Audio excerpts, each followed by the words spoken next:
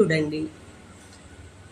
సౌందర్య రూపం లావణ్య తేజం శ్రీలలిత మాతవమ్మ, సుగుణాల తల్లి శ్రీ గౌరి మాత మమ్మల్ని కరుణించమ్మా. సౌందర్య రూపం లావణ్య తేజం శ్రీలలిత మాతవమ్మ, సుగుణాల తల్లి శ్రీ గౌరి మాత మమ్మల్ని కరుణించమ్మా.